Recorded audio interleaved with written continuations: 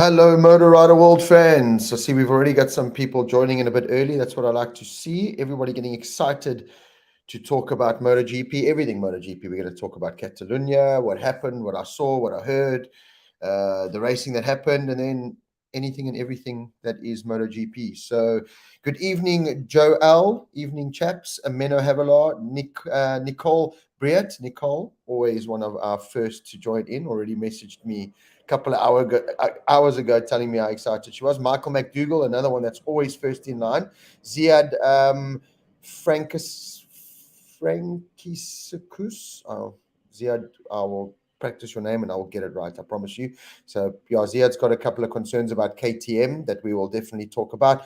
Chris Williams, how's it? How are you, Chris? Hope you're keeping well. Shane Foley, evening, Rob. Saffers made us proud this weekend. Yes, they did. Scott Mordaunt, Flying Spanners. I like that. Evening, how you, Scott? Aidan Hart, Justin DP, Vessel Kruger. Vessel, I know Vessel wants to know some information about Darren, so we'll talk about that. Daryl Bryce, Rob Hairpin, Didi Dorfling, Nico Ulifant, Jason Holshausen, Rian VR. Hey, Rob, the good part of a Monday. Yeah, excited. I landed back in the UK this morning after nearly missing my flight. I landed back here this afternoon, and it's quite a trip to get back here to where I'm staying in Rains Park. But I got back here exhausted after what was another great weekend in MotoGP, but it was just so hot, and I think it's just a little bit of when you're on that high and you come down, and it's two race weekends in a row, Mugello and Catalunya. So feeling a little bit burnt out, I won't lie. But yeah, when I get to talk MotoGP, it always gets me excited and gives me a second win. So really excited. Got a lot to talk about tonight. Vanita Berger, hello. How are you, Vanita? Hope you're keeping well. Dick Crosby, hey, Rob. How are you, Dick? Hope you're keeping well. Dennis Gawler, Starsky Williams, CP Burtz, Vanna van der Spey, Jonathan Borg. Jonathan, how are you doing, my bud? Been chatting a lot to Jonathan via Facebook Messenger because if you don't follow his Facebook page, go check it out. MotoGP News. He's also keeping up with everything that's happening in the world of MotoGP and in the paddock. David Hawes. Hey, Rob. How you, David? Hope you're well. Hope everything is good. South Africa side. Let me just do a little bit of admin while we wait for everyone to come in. Hilton Smith. Hey, Rob. Hilton, how are you doing, my bud? Hope you're keeping well. Let's just share this link to everyone because otherwise I get shouted at that people don't know where the link is. So let's just join here. Talking MotoGP Live link. Join now. Join now. All welcome. And here's the link.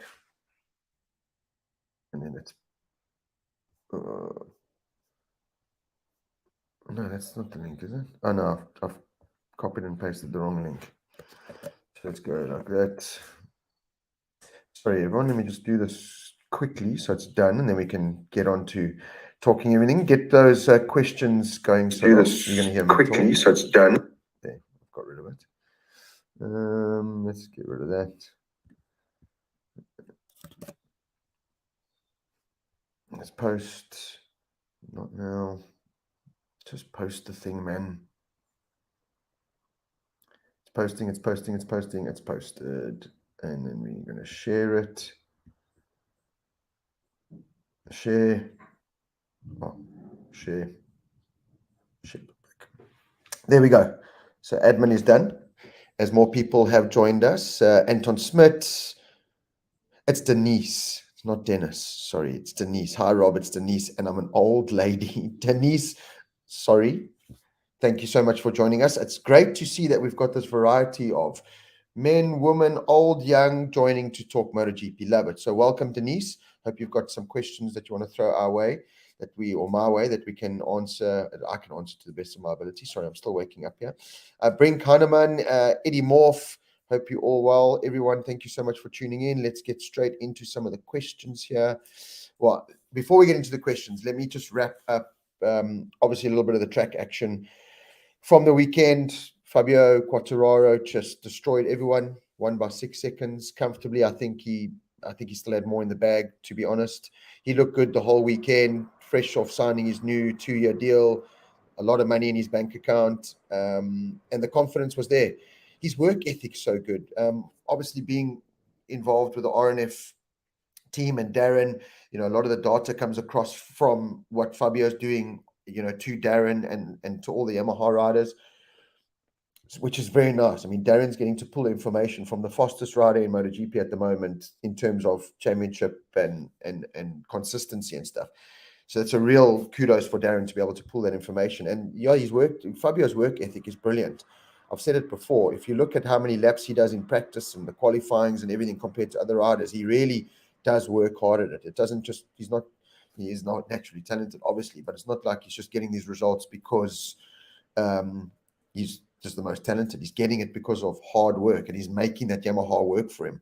So yeah, Fabio's rep is just going up. A big question was posted. It's posted every weekend, to be honest. Who's going to replace VR46 and Rossi? And Fabio is. It'll never be. I don't think we'll ever see the level of Rossi again with all those yellow shirts and stuff, because Rossi just, not only himself, but he took merchandising and the whole public figure to the next level. But Fabio is this great character in the paddock. Fans just run after him. There's queues of fans waiting outside Fabio's truck. He's so good with kids. He's so good with the fans. He's so good with people. He's so humble, and he's getting the job done on track. So Fabio, another fantastic performance by him. We go on about how terrible the Yamaha is and you'll never win, but there he is winning it. And I saw a crazy statistic that was his 10th MotoGP win. And you kind of look at it and you go, he's been there, 3 or 4 years now, and he's only won 10 races. World champion. It just feels like he's won a whole lot more. And when I saw the post, like celebrating my 10th MotoGP victory, I was like, geez, it feels like this Oaks dominated for so long. But anyway, 10 victories in the bag. It's just the consistency of the guy. He just, when he came into MotoGP, mentally, he just wasn't there. He was not mentally strong enough to be a champion. He had the pace, just couldn't put it together. We came back in 2021, worked on his mentality. Kudos to him and his whole team, his manager, everyone, because they've created this. I don't want to use the word monster, because it's not a monster. They've just created this mature, unstoppable machine in many ways. There's just nothing that seems to phase this guy. Even when it is a bad day and he realizes that the Yamaha is not working, he goes and he gets the best out of it. He'll get a fifth, a fourth, or a third, or whatever. While the Pecos are crashing out of winning positions, and the Aleixes aren't, racing to the checkered flag, Fabio's just not making mistakes, and that is why he's got a comfortable margin at the front of this championship now. And it's going to be hard to bet against the guy. It's going to be hard to get to bet against the guy, because he doesn't go crashing in practices and every weekend, so he's not risking that injury. Anything could still happen. If the whole Marc Marquez thing has taught us anything, is that anything can happen.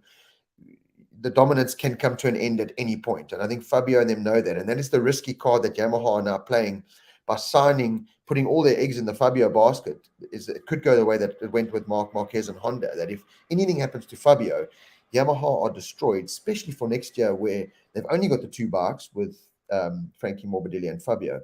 If anything has to happen to Fabio, I mean, Yamaha are destroyed. But that's just really thinking and going crazy with the thought process. But for now, Fabio is getting the job done. It's a pity about Pecco being taken out in that unfortunate incident in turn one. Yes, Tucker was way too hot, and it was Tucker's fault all day. But it's one of those things that happen in racing. It does happen. Glad that Tucker is okay. He is banged up. I was in the Arai truck taking Darren's helmet straight after the race, and Marcel, the Arai technician, said, the Tucker's Arai had come there, and he took a big knock to the head. We all saw it. I mean, it popped the visor off as soon as he hit the back wheel of Pecco. But from the reports that I've heard from the LCR team on the media debrief WhatsApp group, and on reports all over the net, and that he is doing okay. So that's good to see. Alex Rins, the bad luck just continues for him. I do feel for him in many ways, because this race, he had worked hard the whole weekend, looked like he was going to be a real challenger for the podium in the race on Sunday at Catalunya, and that was just put to an end in turn one. And he's now damaged his left wrist, and we'll have to wait and see if he'll even make Sachsenring. and Assen. It's a double header, and with wrist injuries, those are always the hardest. They really are the hardest to fix. So, yeah, let's wait and see what happens with Alex Rins. But another bad weekend there for Rins and Suzuki, that side of the camp. Aleix Espargaro, let's talk about Aleix quickly. Did all the hard work over the weekend, fastest in qualifying, looking brilliant once again. Aleix and Aprilia, really, you just have to take your hats off to them. It's a phenomenal job what they've done, and it's great to see them and Aleix up there. Look, Aleix has had enough practice at it, 15 years in the paddock or something, but it's just great to see it. He really is a great guy. Personally, in the paddock, Aleix Espargaro is a fantastic guy. He does sometimes say silly things and doesn't do himself any favors, but in general, he's this great guy. It was awesome seeing him on Saturday. I've learned now that when you want to get stuff signed, get it signed when he's at a good free practice session or qualifying. So I got some stuff signed on Saturday, a couple of caps after his pole position, and it's, signed, smile, a little bit of a chat. But he was walking down. So the Saturday in the paddock after the qualifying, and then in the evening from about 7 onwards, all the teams kind of almost get together, and it's like an open festival. Everyone can walk into any hospitality, and it's a great vibe, and all the riders walk around all casually. Really is a great vibe. And Aleix was walking around with his family, his beautiful wife, and their 2 kids, and it was special. He was running the pink helmet in honor of the doctors and that helped his daughter that was born with a heart defect when she was born. It's all sorted now, but I didn't even know that. So that was obviously close to home with me and my baby girl Nova, with everything that we've been through. So, I looked at that and I thought, here's this guy. He's just qualified in pole position, on top of the world at the moment, second in the world championship, riding, this cloud. And there he is, a family man at the same time, always finds time for his family. And, what, hats off to him. And it was unfortunate what happened in the race. Us as fans and as the human race can be very harsh sometimes, and I'm guilty of the same thing. I can't plead innocence in this as well. When he made the mistake, came across the line, and he put his hand up at first, I'm sure like you all did as well, thought, oh, this guy's got a technical problem, oh no, poor Aleix. And then you see him waving to the crowd and you're like, you idiot, what are you doing, what? But then afterward, and you see his emotion coming in, and then you kind of think, how could I criticize this guy? It was easy in the moment, but afterwards you think, we think they're property, because us as fans, they're property. We support you, so you're property. And then we can just say and do whatever we want. We forget that human element, that human factor, that they are human beings at the end of the day. They've got moms and dads and wives and kids and teams, and they've got sponsors to please, and personal honor and respect and dignity.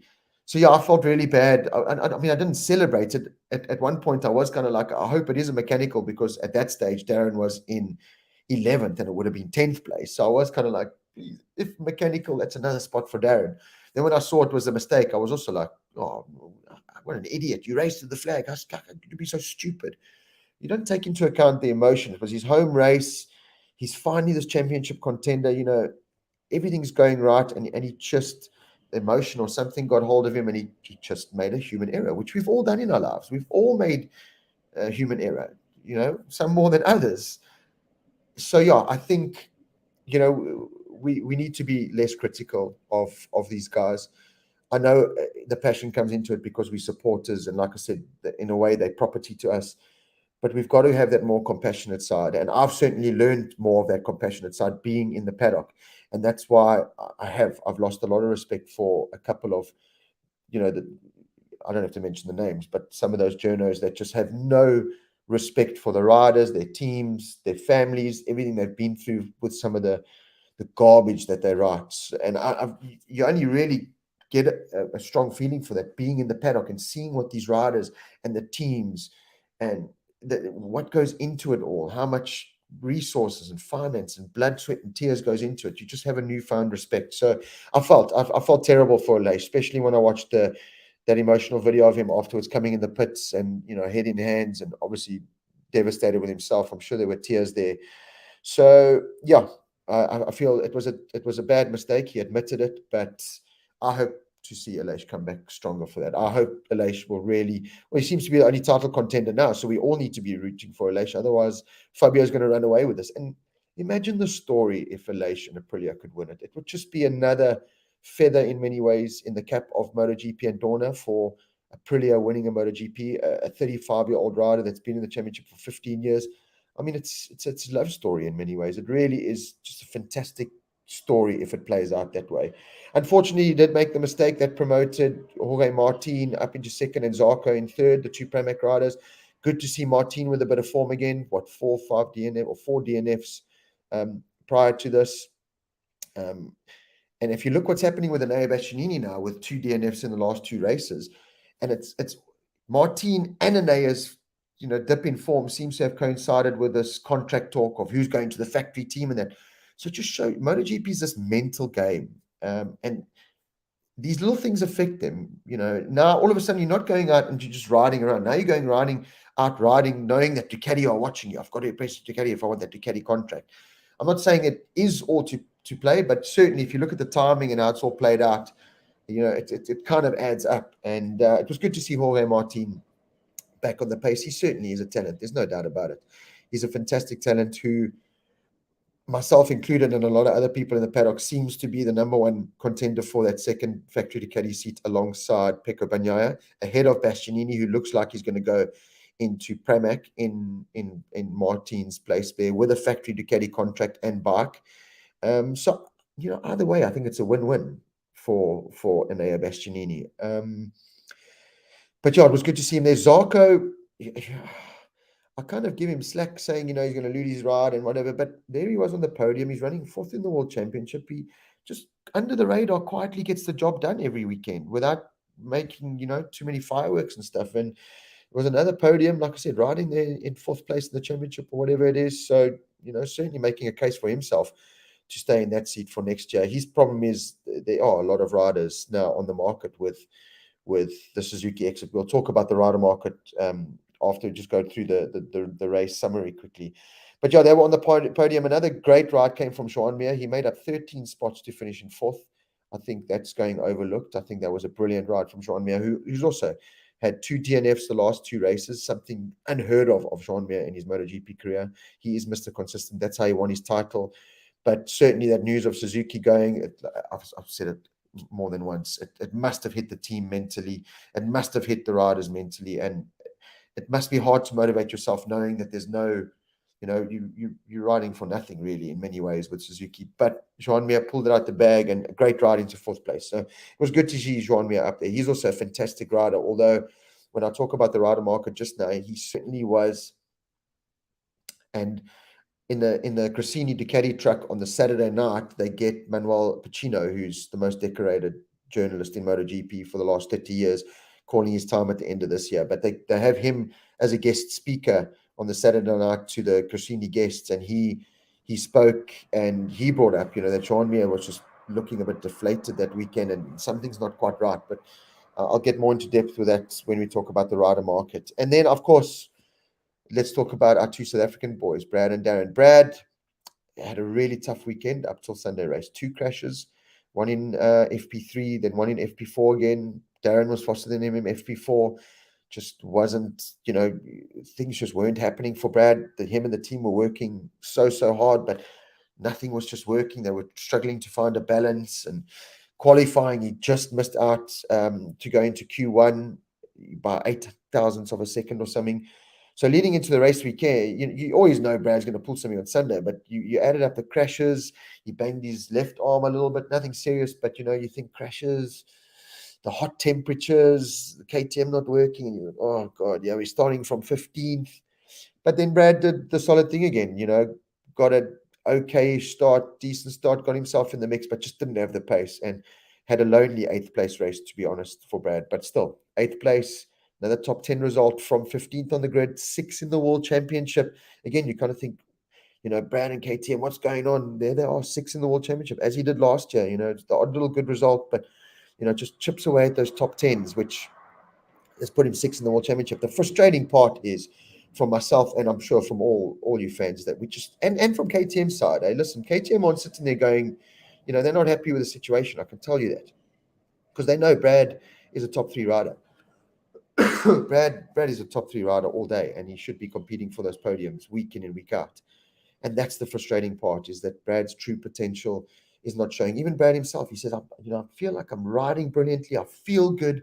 we're just not getting the results. So we've got a nice big summer break coming up soon. With the Finland race cancelled, it's a 5-week break for the riders.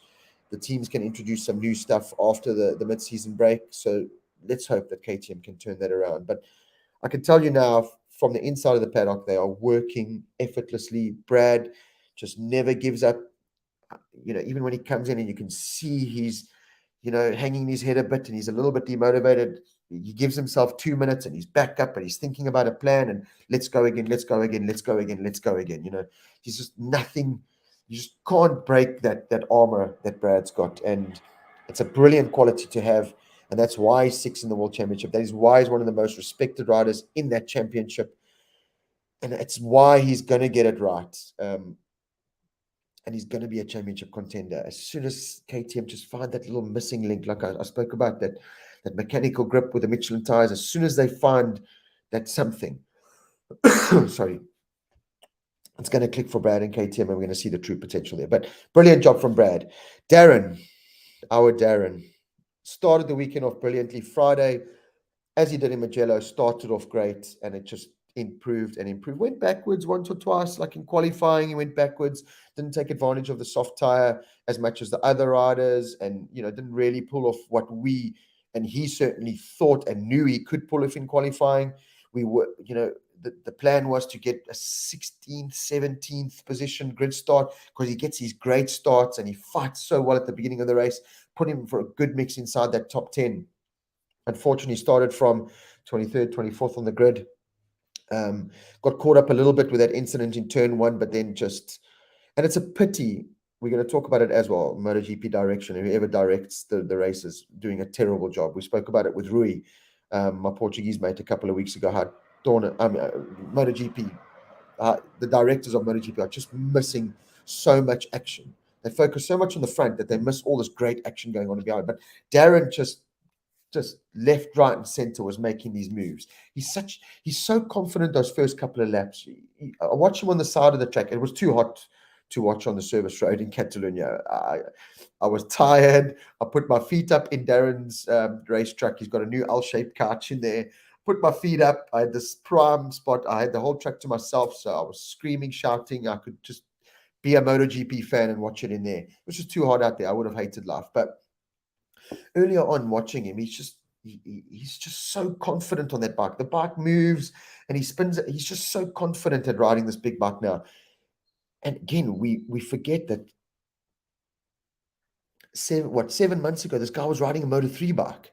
And here he is competing with the world's best, doing what he's doing on that big bike 7 months on from riding a Moto3 bike, doing double the speeds, 15 seconds, whatever, faster lap times. It's just a phenomenal job. Anyway, Darren got a good start, got held up a little bit, fought his way back, and then he was just dicing for this top 10. And I had to kind of keep wiping my eyes, because he was just behind Brad and Miguel, right in the fight with Jack Miller, all these guys. And I was like, I can't, is this happening? Is this happening? I knew he had good pace, because again, we had kind of added everything up over the Friday and the Saturday. There was really good pace there from Darren.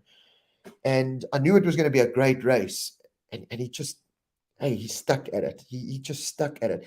Track conditions were the toughest probably all the riders would face this whole year. There's no grip around there. The tires have a massive drop off. I mean, you saw Jack Miller drop like a stone. Aleix Espargaro finished last. I mean, he dropped like a stone. So the track conditions were really hard. And for a rookie like that, I mean, DJ Antonio crashed under the conditions, and Bashanini crashed under the conditions. It was really tough conditions out there. And Darren, as a rookie, managed those conditions in such a mature way, and he brought it home in 12th place. It's such a pity Remy got him in turn 10. It's such a pity, because that would have just been the icing on the cherry, that 11th and ahead of Remy, top rookie. But credit to Remy. He stuck it in there and he got himself his best result of the year. And it was great to see in the media debrief afterwards, Remy and Darren, having a chat, and well done. Damn you got me. Yeah, it was great to see that after everything that happened at the start of the year.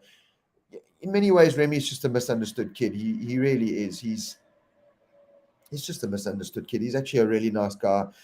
And he just, again, one of those riders that sometimes doesn't do himself any favors by opening his mouth and saying silly things. But it was great to see that the camaraderie there after a great battle. And yeah, hats off. Well done, Remy. But Darren Binder, 12th place, second Yamaha, second rookie, second in the Rookies Championship again, beating Franco Morbidelli, beating Dovi, who pulled in and just gave up due to the conditions, to be honest. I mean, that's what happened. And Darren just fought through. Even when his tire dropped, even when Franco and Remy passed him on the last lap going into turn one, he said he pulled it tight and he just shoved it right across him. He was not going to give up, even though the bike was tucking, the tires were completely destroyed. He just didn't give up. And he brought some of that Moto3 diehard spirit with him that we saw at Mugello last weekend, that we've been wanting to see more of in the MotoGP Championship. And he brought it, and a fantastic 12th place finish. And it was awesome. I ran straight to the box. Zandria, his beautiful girlfriend, who's just there by his side every single step of the way, was there. High fives, hugs from the whole team. Razlan was happy. Everyone was just happy. And it was nice to see, because the Derby side of the garage was a bit morbid, to be honest, because the guy had pulled in and it's just not working there. But the other side, it was so awesome to see. And Razlan and the whole team deserve it. Razlan deserves it more than anyone, because he was the one that ultimately made this decision to bring Darren in. So big kudos to Razlan for seeing that and sticking by his decision. Could have easily, after the first couple of races, said, this is not working, cheers, I'm getting someone else. And Razlan stuck to his word, and hats off to Razlan and the whole team. It was a great vibe. And, I was honored and privileged to be part of that. I felt, I got goosebumps, and I felt like a little kid in a candy store, being in that environment and celebrating with the team. Absolutely loved it. So, yeah, that's just kind of my general race overlook. So before we get into, I've got my whole notepad here. Before we get into the things I saw in the paddock, heard, transfer, what's happening where, let me just get into some questions here, because that's what I love about this show. It's all about you at the end of the day. Ask as many questions as you want. If I can't answer it or don't know the information, we've got the likes of Jonathan Borg. We might have Stephen Berry. I don't know if Stephen's on. I'm still going to get Stephen on one day. When load shedding's over and he's got consistent electricity, we'll get him on. We got Travis Passon, who sometimes comes on with great information. So this is about us. Talking MotoGP is us fans talking MotoGP. It's not Rob talking MotoGP. It's us fans talking MotoGP. So let's get Van Erasmus. Anybody looking for a young rider for the future not taking notice of Darren must be crazy. Van, I can tell you now, the last 2 race meetings, Darren has certainly put himself on the map more in that MotoGP paddock. So much so that even in the practice sessions and the qualifying sessions in Mugello and the races before, it's like, other riders, shame young Darren Binder wants to follow me. That's cute. Come follow me. You're not going to hang with me. Goodbye. Now, Catalunya, it was like, Darren's following me. Pull over. I'm not letting you follow me because you can stay with me now. You're going to out-qualify me. Bugger that. You go, Lighty. I'm going to follow you. That's how much respect that paddock has now after the Mugello performance and this one. Straight after the Catalunya performance, I had texts from the Red Bull KTM team, one of Brad's team members. He came and said, phenomenal job. I had a lot of people saying what a phenomenal job Darren did. So great to see that people are seeing it in the paddock, and that's what I try and harp on sometimes. And I was that guy when you're outside the paddock watching on TV, you just see the results. You don't pick apart the laps and the lap times and the work ethic and that. We don't see any of that. They look at that in the paddock, and that's what ultimately got Darren his ride in MotoGP. Razlan saw something. He saw Darren's work ethic. He saw Darren's hunger, his desire, his dedication to win, and that's what he saw. And he took the chance, put him in there, and I think it's starting to pay off. It really is starting to pay off. So, yeah, Van, I can tell you now that Darren's name is being spoken in that paddock a lot more. The biggest problem for Darren was that Suzuki. Simon Crayfall mentioned it. Suzuki canning the project, making more riders available was the biggest handbrake. Having said that, I can tell you now, I can 100% confirm that Darren and his team are working tirelessly to keep him in MotoGP. That is the first aim, just to keep him in MotoGP. Hopefully with RNF Aprilia, but MotoGP is the number one target, because I think we know he belongs there now. After a year of building up experience, second year, I think he'll just be phenomenal. So he needs that second year. So that is goal number one. Keep Darren Binder in MotoGP. That is what they are working towards, and that is what they are fighting for. No doubt about it. Having said that, they are not silly and stupid enough and naive enough to not have other options. Okay, the Moto2 thing has come up left, right, and center, and of course they would. Any person in that situation would have a plan B. Plan A is MotoGP, plan B is a good Moto2 seat. Not World Superbikes, not Moto3, not World Supersport, Moto2. Okay, so MotoGP is where Darren belongs. He's proved that. That is where Darren and his team are working at keeping him. But knowing him and his team, there will be plan Bs. So, it's not going to be this case of, oh, we didn't get a MotoGP ride, so he's got nothing. They're not that naive. They've got it. They are working hard. They are working so hard to make it happen. So don't worry. Fingers crossed, Darren gets a MotoGP ride. But if he doesn't, there will be a phenomenal, a very good Moto2 ride. I'm sure they'll be lining up at his door now, knocking on it, begging him to come. And I have no doubt with the experience that he's gained in MotoGP for a year that he'll just go to Moto2 and just teach them a lesson there and come back into MotoGP as Moto2 world champion and then destroy everyone. Brad and Darren, first and second, rotated every single race. That's what will happen. Let's have a look. Paul trying to come back to KTM Tech 3. So Nico, will he find? Yes. Big rumors in the paddock is that Paul Espargaro looks like he's going to go back to KTM with the Tech 3 squad. Big news also, and Jonathan also picked up on this, is that KTM are looking to rebrand that Tech 3 team as a gas team. So it will be the Red Bull Factory KTM team and then a gas Tech 3 team, just to give the gas brand, which they now own, obviously, a bit of punt. I know they were trying to get the 2 vacant Suzuki spots with gas, and I can understand their argument. They went to Dorna and said, well, you want a new manufacturer, here's one. And Dorna saying, but it's not a new manufacturer, it's a KTM in different colors. And KTM was saying, but it's gas. That is a different manufacturer. You will have 2 new bikes in gas colors on the grid. So I don't know how that's going to play out, but there is talk that there will be 2 gas bikes, whether it be those 2 Suzuki spots or Tech 3 bikes painted in gas colors. It looks like that's going to happen. And the 2 riders, but it looks like Remy Gardner is going to stay put, especially after his good result here.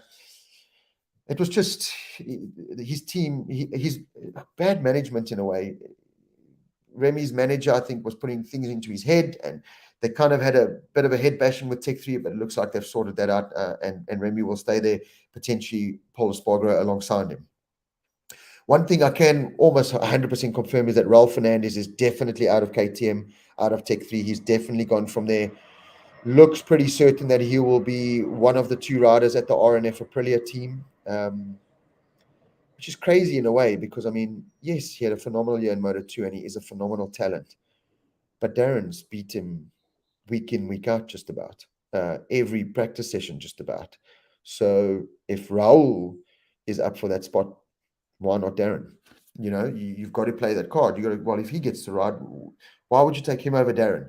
Because of his Moto2 season. Okay, but he's done a whole year in MotoGP, coming from Moto2 dominance, and he's not anywhere near Darren Binder, who came from Moto3. So there's that argument to be had there. But yeah, let's see. Daryl Bryce, is there a poop and scoop on Brad having a say about wanting Daz for the second Tech 3 team? So that also came up.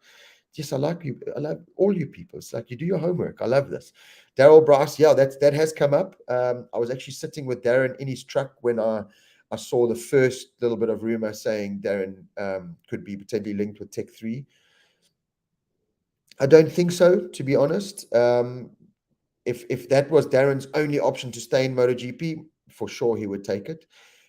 But at the moment, I don't think that offer is on the table. I think it is very much between Paul and Remy to take those 2 spots in that team. So yeah, look, Darren might be an option after this weekend. After 2 great weekends like this, Tech 3 could have phoned his management today and said, listen, let's talk. I don't know. But from what I saw on the weekend, I think that is a little bit more poop than scoop, to be honest. But hey, this is MotoGP. Anything can happen. So let's see what happens there. Fabio said he had 0.3 in the bag if he needed it. Jonathan Borg, he did. You could see that he was just managing that race perfectly. And if Pecco was there and was putting pressure, or someone started putting pressure, Fabio could have stepped it up. Fabio is just, you can't fault the guy at the moment. You cannot fault the guy. And in a way, you can understand how Lynn Jarvis and them are saying, well, why wouldn't he resign? I know everyone's saying our bike's crap, and yeah, we are the slowest bike generally, but horsepower doesn't always add up. Ducati have thrown horsepower and tech at their bikes for the last 10 years. They haven't won a world championship. Yamaha have won 3, 4 in the last 15 years compared to Ducati's 1. And you look at the tech, I mean, Ducati have 9 bikes on the grid in most weekends. And they, still not close to winning a championship. So Lynn Jarvis is going, so are we saving money, and we're leading the world championship on our donkey of a motorbike that's had the same tailpiece for 25 years. That's why if it ain't broke, don't fix it. And you can't argue with that in a way with Fabio doing what he did and leading the world championship. You can't argue with it. But there are the races where Fabio goes, I need horsepower to compete. But then there's the races like this where not having that horsepower played in their favor because they weren't destroying tires as much. So, you got to weigh up the pros and cons. And like I said, Ducati are throwing everything at it and the reward's not there. So, yeah, fun and games. Beverly Undal, hello, Rob. So proud of my nephew and Matthew. Yeah, quick shout out to all the South African riders. We'll have to take a deep breath for this. We had Sheridan Moraes with Team Wojciech Racing in World Endurance, finished in 5th place, top Yamaha team, top privateer team, top Dunlop privateer team in World Endurance, around Spa 24-hour. Fantastic, well done, Sheridan. Stephen Undal with his, I can never remember the name, but it's the 333 team in 6th place. Stephen Windall saying that was the toughest challenge he's ever had to endure in his entire life. And I'm pretty sure 24 hours. I went to the Le Mans 24 hours. It's something else. You can't believe it. It's lap record pace every single lap from when you start the race to the end. Doesn't matter if it's 2 a.m, if it's raining, if there's animals running across the track, you do lap record pace. So well done to those 2 guys. Then Matthew Skoltz, race 1 winner in Moto America, beating Daniele Petrucci, former MotoGP rider. Unfortunately, race 2 was kind of damp, wet. So it all went out on wets and then it dried up and it was very, very tricky conditions. Maddie didn't do fantastic, I think 6th or 7th. But Cam Peterson went and won the race, beating Daniele Petrucci and PJ Jacobson. So well done, Saffers there. Sam Lockoff didn't have a great weekend in the Super Sport class. I think he ended up 7th. Dominic Doyle had a good race in the Twin Cup. He was dicing for the win and he finished on the podium at the end. So well done to him.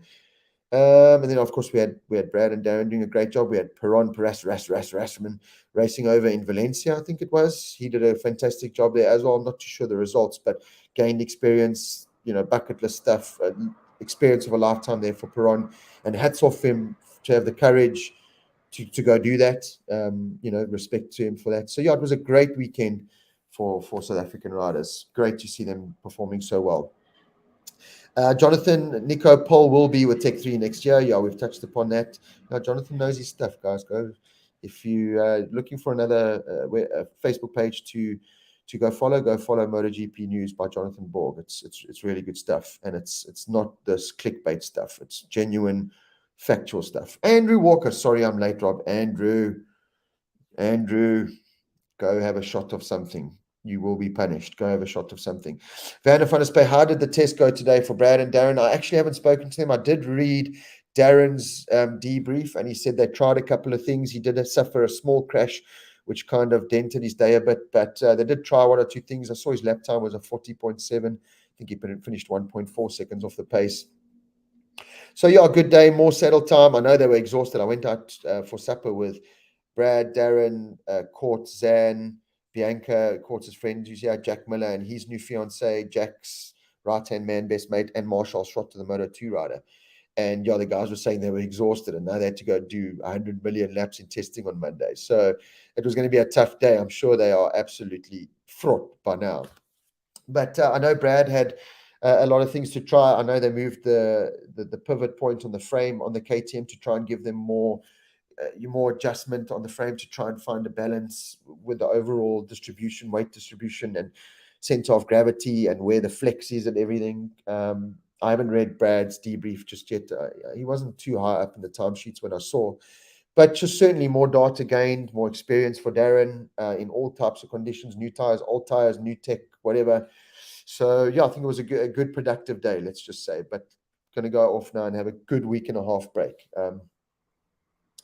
Because I was saying to Darren suffered with a left arm. His left tricep was seizing up quite a bit, and he went to he does all his warm ups, and he's very well mentally and physically prepped, Darren. But he went into the Clinica Mobile and the massage done, and they just said to him, "Listen, we can feel your body stiff. You've just done Magello, and this is what we also don't see." So Darren races Magello, races his heart out, absolutely exhausted. He flies out the Monday morning early, stands in the airport, horrible airport queues, gets on a plane, lands in Barcelona, got to drive 2 hours back to Andorra home, chills the Tuesday. So Monday's written off. You're traveling the whole of Monday. Tuesday gets to chill a little bit, but you've got to train at the same time, climb on your bicycle and do 6,471 Ks in the beautiful Andorran mountains. Wednesday, climb in his car, drive to Barcelona for a Monster Energy event. Thursday, you're at the track doing prep, and then Friday, you're on the bike again. So there's no rest for the wicked here. So yeah, he was feeling it a bit physically. So yeah, I hope he gets him and Brad get a nice, good relax this week. Just get some light training in. Keep the training up and that, but just get a chance to just chill out a bit because they deserve it and they need it. They got another back-to-back coming up with Sachsenring and Assen. Very demanding tracks in themselves as well on MotoGP bikes. So let's hope the boys can get some good rest there. But yeah, that's just a little insight onto the life. We think they go back to their mansions and just lie, by the poolside and, do nothing until the next race. It's not like that. There's media obligations, there's sponsors, there's, at the airport standing in the same queues that we do, going through the same passport control with understaffed airports, climbing on the same planes that are jam-packed, the same applies to them. They don't just blink their eyes and they, float in the sky and they get home. They live the same, lifestyle. So it's hard. It's not easy juggling all of that. Wouldn't have guessed so few wins for Fabio. Joe De Beer. Yeah, it was crazy. Really, only 10 MotoGP wins. And let me just tell you, on the Friday, I went and bought one or two Fabio caps, got him to sign them and some other merch to get signed and that. When I went back on the Sunday to quickly get something else, 90% of the Fabio stuff had sold out, mainly the caps as well. Fabio's stock is seriously rising in MotoGP. We were in Spain, and the Spanish kind of consider him Spanish because he did race Spanish Moto3 Championship, and he really has grown up as a Spanish, even though he's French. But they cheered him. They loved him. And like I said, in the paddock, it's, his truck and his trailer is packed with spectators more than anyone else's. So his stock is rising, certainly. And why not? He's a fantastic rider. He's a fantastic ambassador for the sport. He's a great guy.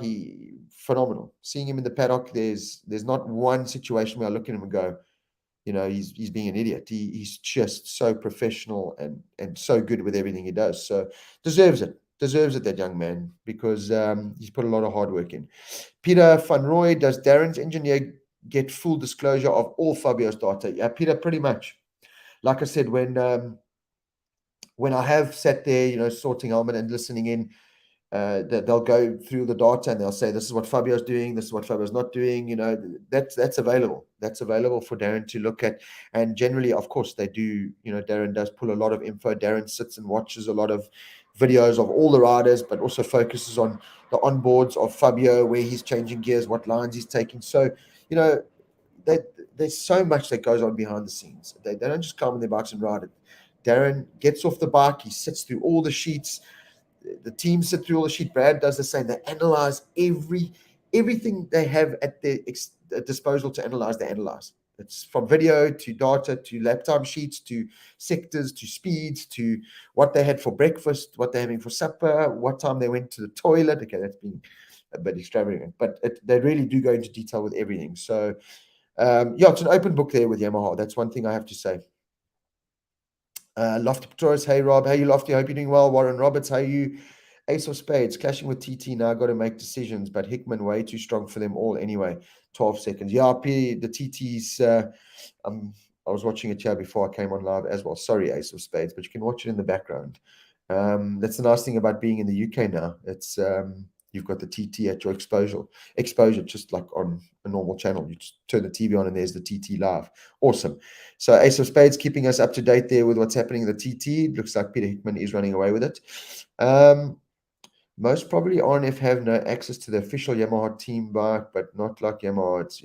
No, so Jonathan, yeah, he does. They do. They know exactly what tire Fabio is going to run in the race, in what sessions, what gearing he's running.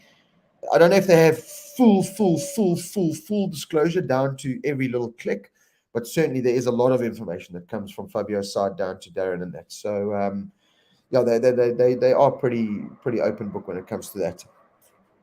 Rob, John van Deventer, Rob, #88, Miguel Oliveira deal with Grassini seems to be on halt due to sponsorship issues. So Johan, again, love it. You all belong in the paddock as journalists. You really do. You love your homework. So yes, Saturday I was standing outside of whose truck was it? Grassini was next to VR46, Mooney VR46. So I was standing outside VR46 Mooney because I had a request from someone in South Africa to please get a Mooney cap signed by Ucho. So cool, standing there waiting for Ucho because end of the day, this is the best time to get him, so I don't have to worry about it on Sunday. Cool. Standing there, see Miguel come past me on his scooter, and Miguel's awesome guy. Hey Rob, how's it? How you doing? Him and his dad, how you doing? Cool. And he shoots past, goes. He then comes back, parks his little scooter by the Red Bull truck, which is now next to the Mooney VR46 truck. Him and his dad then walk. Paolo Ciabatti joins them, and the team owner of Grassini, I always forget her name. Padovani, I forget her first name. But anyway, they all join together, not very discreet at all, and climb up the stairs and walk in. And standing next to me happened to be Mr. The ginger guy that we don't like very much. So he runs in his tight clothes and takes, photos of this happening. My initial reaction was, go take a photo. This is like a scoop, But I've got a relationship with Miguel and his dad, with Mr. Ciabatti from Ducati as well. And I just think, I'm a journalist, but I'm not going to go running after them with my camera. I've seen what I've seen. I put it on the Motor Rider World page that I've seen what I've seen, and put two and two together. There's a Grassini contract for Miguel Oliveira. There's a Portuguese sponsor involved with the Grassini team, Oli, OLI. If you look on, I don't know if they've had this was my t-shirt given to me by my mate, Richard Smith. Can't buy these t-shirts, so love it. Love the color, looks good on me. It brings out my eyes. The color of my eyes, don't you think? Just love it. That's why, and it was the only clean t-shirt I had left to wear today, so that's why I'm wearing it. But yeah, so there is a tie in there. There's a good tie in there for Miguel. So it looked like the deal was done. And then Jonathan will also tell you that Sunday morning we then wake up and hear that apparently, and Johan said it's done to a sponsorship issue, but apparently the money wasn't quite what they were hoping for. So I think a little bit more discreetly, because I didn't see anything, and I'm in there. Miguel and his management, which is his dad, went and had a meeting with RNF, which is Razlan, about that seat. So yeah, also not great news for Darren because, as I said, it looks like Raul signed up, but maybe they're second guessing that with Darren's performances. Maybe they'll take Darren and Miguel, but this is all just speculation now because I thought the Grassini, I still did a poop and scoop on it with Miguel, 100% signed with Grassini, and I still think that deal might go through, but if the RNF deal is better and it's an Aprilia, then Miguel could be on an RNF Aprilia next year. Why not? And certainly for Razlan and the RNF team, it's a big attraction. Miguel's got a massive fan base. In Portugal, Miguel Oliveira is on every billboard. You watch TV, every second advert is Miguel. In South Africa, Brad and Darren are big, but you don't see them on TV that often. There's no adverts with them on TV in South Africa. There's no billboards with them on. They're just loved by the South African fans. But, South African companies and that don't really make anything of it. DSTV put the odd little thing of them on, but nothing really compared to Miguel in Portugal. Every gas station you go to, there's Miguel, a cutout of Miguel holding something, and doing something, and an advert in that. So there's a huge attraction from that point of view for RNF, especially now that they're selling all their team gear at the track, and that's extra revenue with fans now wanting to buy the team gear that Miguel Oliveira is in. And he's got a big fan base, and he brings sponsors. He's sponsored personally by Hyundai. He's got a lot of good personal sponsors. So that's a big attraction for RNF, and the fact that he's a phenomenal rider. You don't overlook that. So yeah, from what looked like was almost done Grassini deal, as Johan said, could be potentially up in smoke now if the RNF deal is better, or maybe it's just a bargaining tool. Going right, Grassini, this is what RNF offered. RNF, this is what Grassini offered until the bid gets to where he wants it, and then he pulls the trigger. So Again, I say it often, but let's wait and see. Feel bad for Aleix. Good weekend all the way, and that second place mistake. Yeah, Rian, it was. It was. I know we were, cheering in many ways because it was maybe another spot for Darren. And, how could you? That's stupid. At that level, you should never make these mistakes. Why not? Why not at that level make those mistakes? He's human. It's human. We've all made mistakes at the highest levels. I've pressed enter in the wrong times, in the wrong place. We've all made stupid mistakes before. And Aleix happened to do it while he was in second place in front of his home crowd. There was obviously a lot of emotion there, and the occasion got the better of him, and he just made a mistake. He still recovered very well to finish fifth, keep himself, within striking distance in the championship. It's just sad that podium finish at his home race was there, and that's something that he's wanted for so long.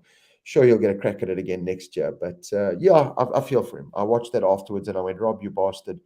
How could you be so critical? Don't do that. Don't be that guy.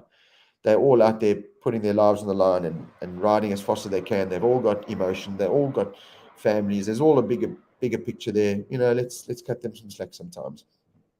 Ray Koropis, I hope I said that right, Ray. Hey, Rob, love the live chats. Take 21 races to win the World Championship. 100%, Ray. You are 100% right. We keep saying, oh, Fabio's running away with it, and he is. But as I said, if anything, the Marc Marquez thing taught us that nothing is certain these days. Nothing is certain. There's no such thing as cast in stone. It just doesn't exist anymore. And it's a very long championship still with a lot of drama to play out. There's no doubt about that.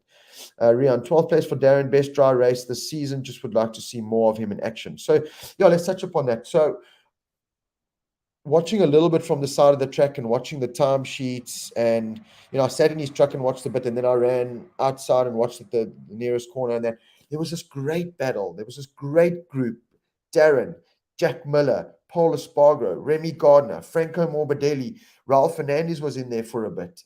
Alex Marquez was just ahead of him. So there's this great battle going on. Yeah, there was this good battle between Martin, Aleix, and that. Cool, but they focused on that for the entire race, missing this action of this Moto3 rookie that had come up, and Remy Gardner, the rookies, dicing with the Francos, the Dovies, the Paul Espargaros, the Jack Millers, and they just refused to show it. I don't know why. Darren's move, I didn't see it, but Darren said Remy and Franco passed him into turn one, and he pulled it tight and he shoved it across them. We didn't see any of that. Mugello, last corner, coming out of the last corner to the line, Darren beats Franco. It's a big deal. Franco Morbidelli is a big name, and Darren Binder beat him, and they don't show it. Instead of showing that, they're showing Fabio celebrating, which is great. But how many times have we seen Pecco and Fabio and these guys celebrate? We want to see racing. Show us racing.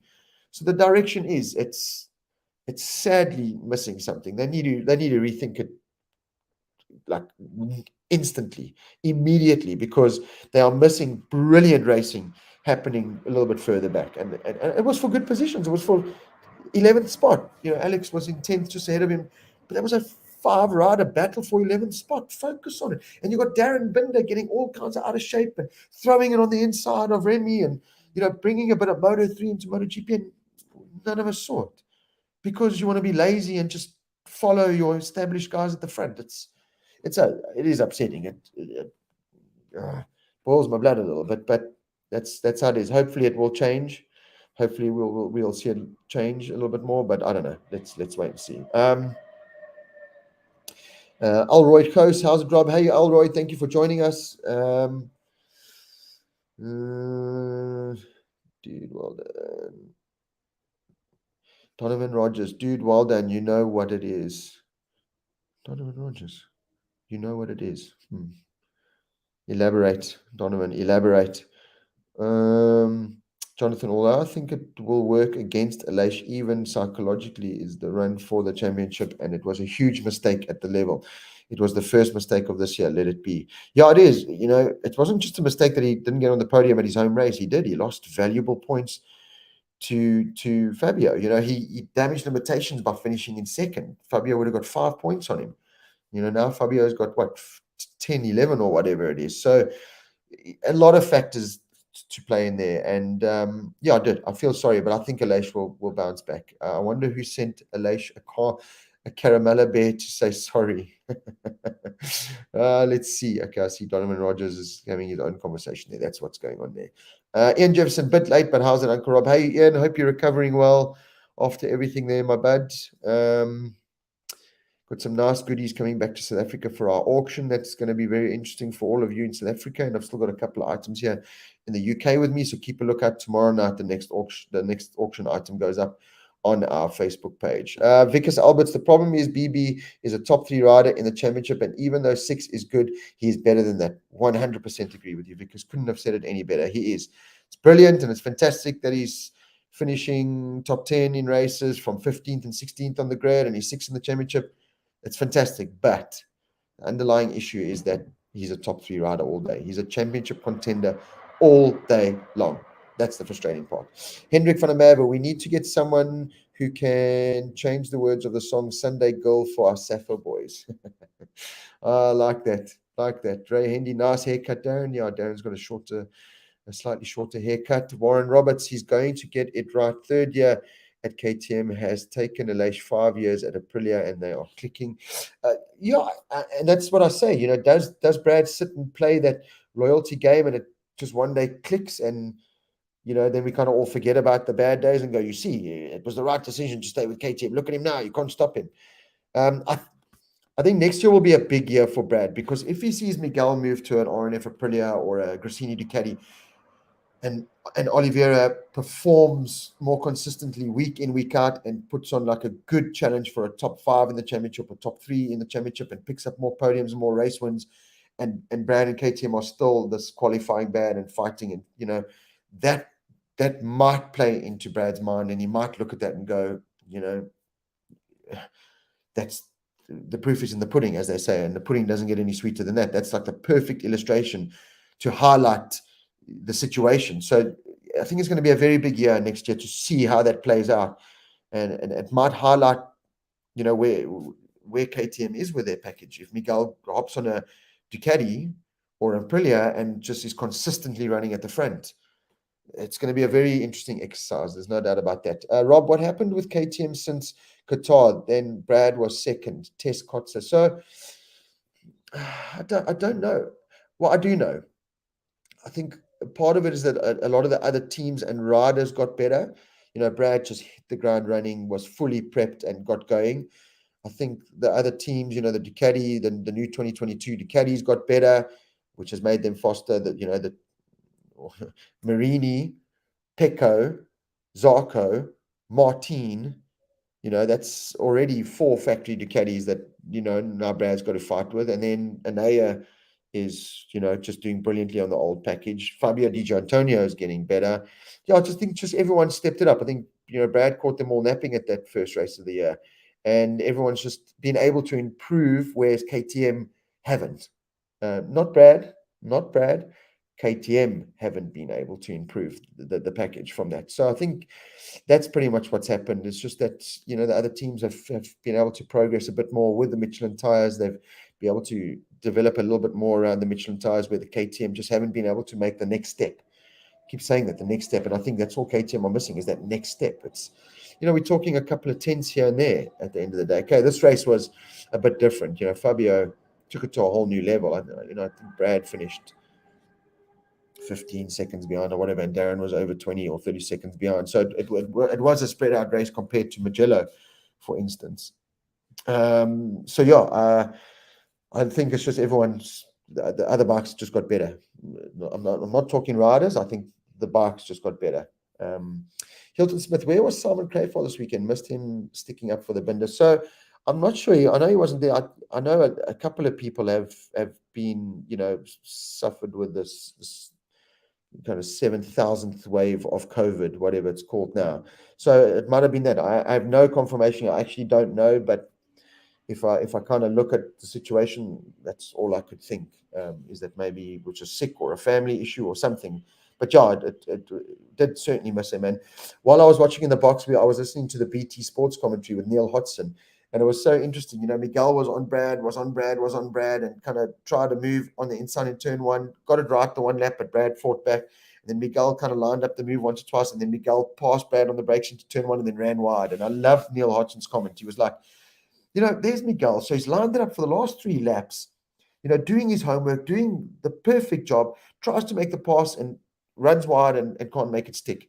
The problem for Miguel is that it's Brad Binder. You cannot pass Brad Binder on the brakes. And I was like, yeah, man, that's awesome. And it's true. You can't, when you outbrake Brad, it's a hard thing to do. And Miguel learned the hard way. He spent all those laps doing his homework, lining it up, and then going and then not making the corner. And Brad makes the corner. So yeah, I love that little comment there but he said it with so much passion. He was like, you can't pass Brad Binder on the brakes. It was almost like, Miguel, what were you thinking? Why would you try and pass Brad Binder on the brakes? It doesn't exist. So yeah, I really enjoyed that. I really did enjoy that. Let's oh no, I've completely gone past everything. I scrolled up and then 16 million comments came. Okay, yeah, people are still talking about the TT. SA17, Rob, any top Moto T teams showing interest for Darren in case he doesn't get a MotoGP ride? So yeah, as I said, like Darren's plan A is to stay in MotoGP. That is what they're working towards. But there's no doubt that they will have plan Bs in action. I don't know 100%. I can't tell you anything. I don't know any of that information, and that's truth. I have no idea. But knowing Darren and his team, they certainly will be looking. I have no doubt Mark VDS are looking into a replacement for Sam Lowes for next year. I mean, Sam Lowes is just having another torrid season. He really is. I know he's dating the daughter of the team boss or someone high up at Mark VDS, but that's also, not going to keep his ride. So Mark VDS, if they were clever, they'd be looking at a Darren Binder saying, well, that'll be a very good option for us. The VR46 Muni team, they've got the Italian riders. That won't be an option for Darren. The Dynavolt team, I know that could be a potential option for Darren. Is it good enough? I don't know. Schotter did another great ride on the weekend, 5th, I think he was. So it seems to be like a pretty sturdy, solid team. That could be an option for him. Honda Asia, obviously not, because Honda Asia, that's pretty self-explanatory. Yeah, the Pons team is generally Spanish, and the problem is as well, not a lot of. I don't think we're going to have any riders going from Moto2 up into MotoGP, first year in a long time. And the problem there is there will be a couple wanting to come from Moto3. The Foggiers must be sick of Moto3 by now. The Minos must be sick of Moto3 by now. So there's a couple of riders coming up from Moto3. Garcia, Guevara. So yeah, I think. But there's a lot of riders going to be, heading out of Moto2 at the same time, I think, because they haven't kind of made it work. Joe Roberts, felt bad for him crashing out the lead, but again, we've seen it time and time again, and Dorna are desperate for him to get it right because they want that American passport in the paddock, same as Jake Dixon. They desperately want him to perform so that they can get that British passport in the paddock. But yeah, look, listen, there's no doubt Darren is Plan A MotoGP, Plan B is Moto2. So I have no doubt that he's talking to MotoGP teams and Moto2 teams. They would not be that naive. There's no ways. Clyde Matthews, hi everyone, and Uncle Rob. Sorry I'm late. What did I miss so far? Clyde, you've missed a lot, but you can catch up on it. We've just been talking about Darren Binder, Brad Binder, and everything. So yeah, you can always. The beauty about this is that it'll be on our YouTube channel for the rest of its life, so you can go rewind and watch whatever you missed a little bit later.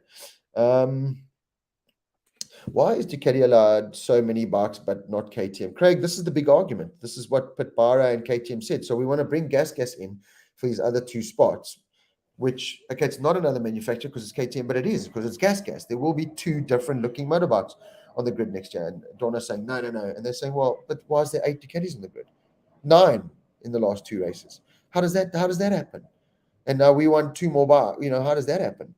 So it's a big topic. And Manuel Pacino was saying, he was talking about the state of affairs in MotoGP. And just to give you some numbers from that talk that Manuel Pacino was saying, Mugello, Sunday race day, Mugello last weekend, 43,000 spectators on the Sunday. they normally have 120,000. I spoke about it at the Talking MotoGP Mugello after that. What was it? Was it that Rossi's not racing anymore? Is it the social, the economic climate? What's going on there? Anyway, 43,000 people on the Sunday at Mugello. There were, I think, 60,000 or just over 50,000 people Catalunya, which there's also normally over 100,000. Le Mans, there were 48,000 people on the Friday. So Le Mans has just turned into, the French with Zarco and Quartararo has become the new, Italy and Spain. It kind of flipped. People went to Mugello to watch Rossi.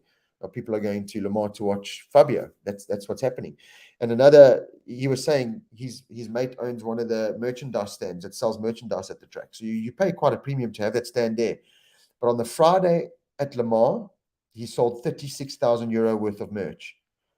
On this Friday at Mugello, he sold 3,000 euro worth of merch. So it just shows you the huge numbers. And Manuel was saying he's a little bit worried with the direction that MotoGP is going. They're keeping it too family. The boss's son has now taken over, and then the son hires his cousin to do that MotoGP Unlimited documentary, and it's just too, in-house that they're losing a lot of emotion and they're losing a lot. So Dorna needs to rethink, what they're doing. They're getting it right in a lot of ways because MotoGP is bigger than it's ever been, but the racing, the passing, there were boring moments. Watching it on TV, there were boring moments in the MotoGP race, especially when Aleix and Martin kind of just sat there, no one was passing, Zarco was sitting there, Fabio had checked out, and they weren't showing that great battle behind, you're sitting there kind of, okay, well, when's something going to happen?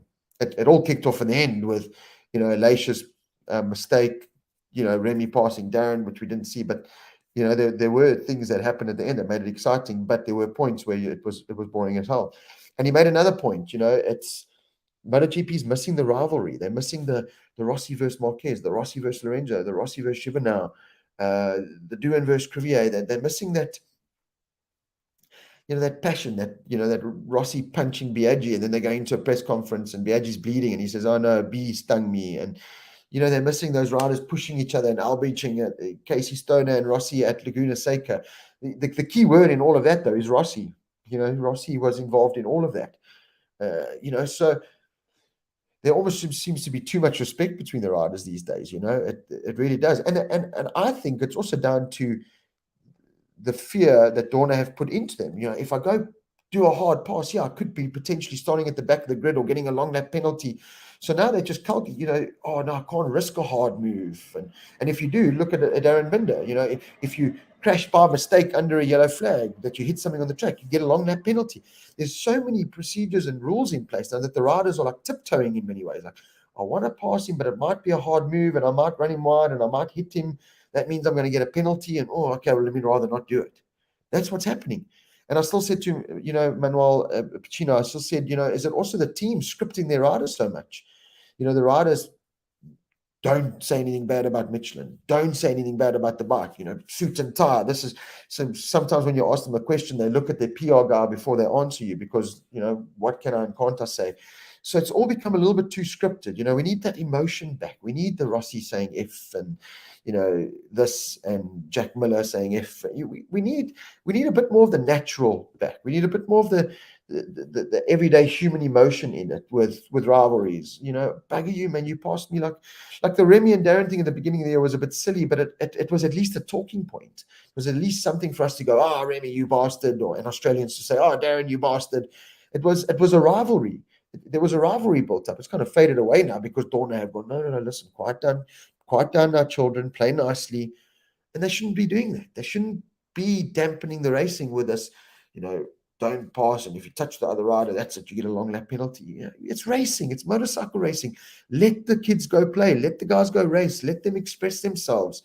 And I think that'll bring a lot more back. And that's what World Superbikes has in a way over MotoGP. When I did the World Superbike debriefs, you huddle around the rider, close to the rider, and it's F this and shit that, and the bike was this, and there's kind of, it's not anywhere near as scripted as MotoGP, and that's why I keep saying I worry about a top rack going to MotoGP because he'll have to now be scripted, and you've got to wear the right shoes. You can't wear your Crocs. You've got to do your hair nice. It's prim and proper. Everything in MotoGP is like the structured and it needs to just let loose of the reins a bit. And that's what Manuel was saying. The Espeletas need to get outside influences to come in and help them rebuild and change this and do that. Because if it's your family way of looking at things, going from generation to generation, doing things the same way, you're not evolving, and it's hurting. 43,000 fans at Mugello. I mean, I was there and I was told about these massive embankments with, 40,000 people, still a lot of people. It was busy, but not 120. Where's the other 100,000 people gone? The 120,000 people, where they gone? Where have those, or 80,000 people, or whatever it is, where have they gone? Just because Rossi's not racing. And Rossi was at Mugello.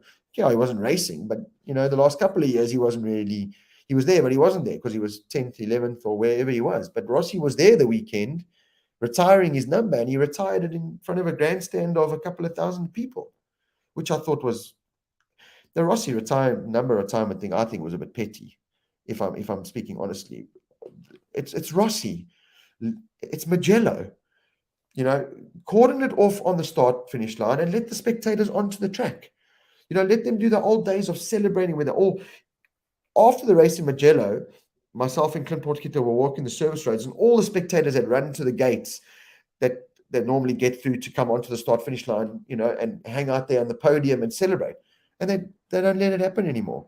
You're taking all that emotion away from the spectators. You up the prices, limiting paddock access. You're making it, only for the rich and famous. You're not letting the spectators onto the track anymore. Where's those days? Remember the days where Crivier was coming in on the last lap at a res and the spectators had already run onto the track and were getting in the way? Yeah, it's not safe and it's wrong, but it's emotion. The emotion's, gone. It's still MotoGP and we still love it and there's still personalities there and that, but it's been put in a in a little glass box that Dorna have got the key and they're not opening it up fully. So I agreed 100% with Manuel that they've got to just get outside influence.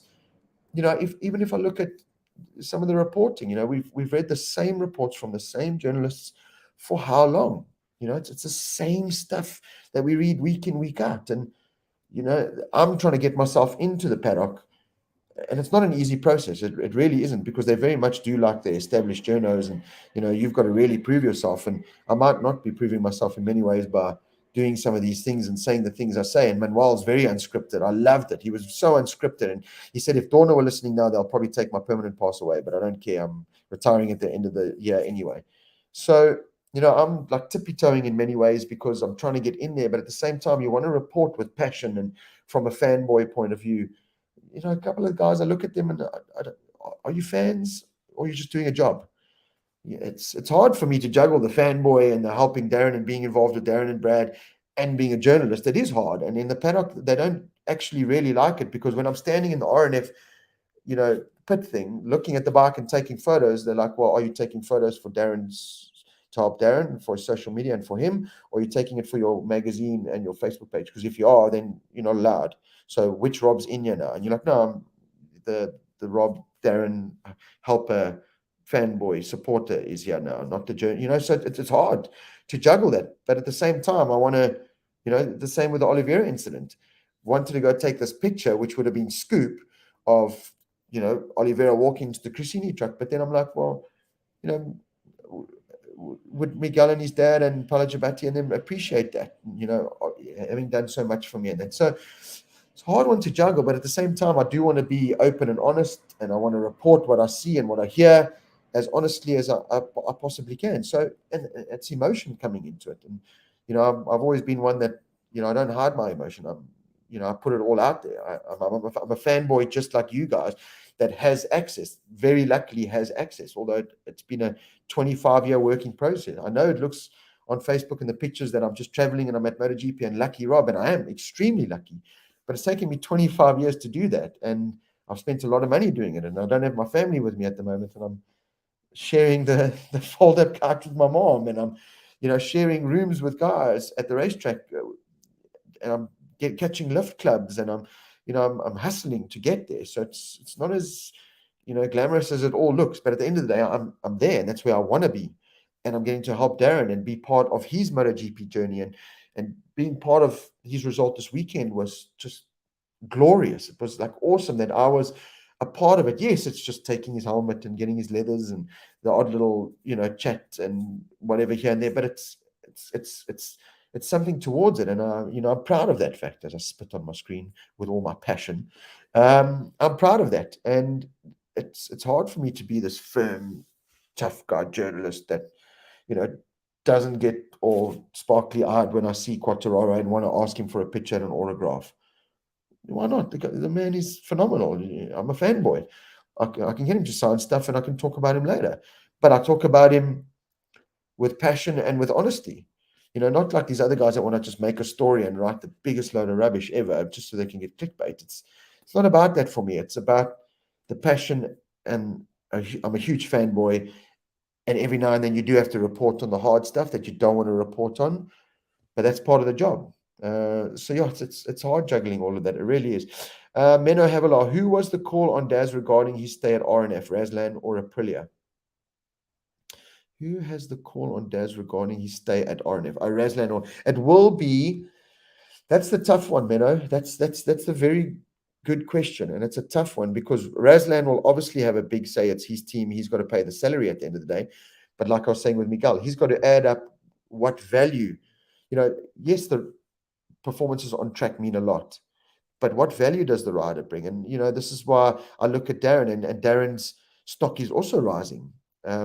His stock really is rising. His social media presence is getting better and better, and we're working at it. I helped him with some pictures and some video, and Zan, his girlfriend, is editing and posting, and we're trying to get more interactive with him because if it's another thing to add to your CV. It's another thing to go to Razlan and say, right, here's the results, but we're also building this fan base.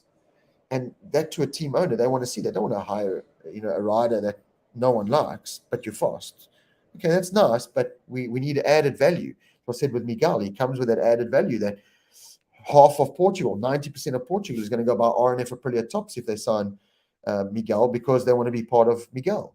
So there's a bigger picture there. So Razlan, I think, will have a big say. I think Aprilia will have a big say. That's why Salvadori's name, a bit silly in my mind, but Salvadori's name is still mentioned as one of the spots there to do some development in race situations. But yeah, look, I think a Raul and a Darren team, I could see being a good thing. I could see a Darren and a Miguel being a good thing. I could see a Raul and a Miguel being a good thing. As much, Darren, we obviously all want Darren to get it.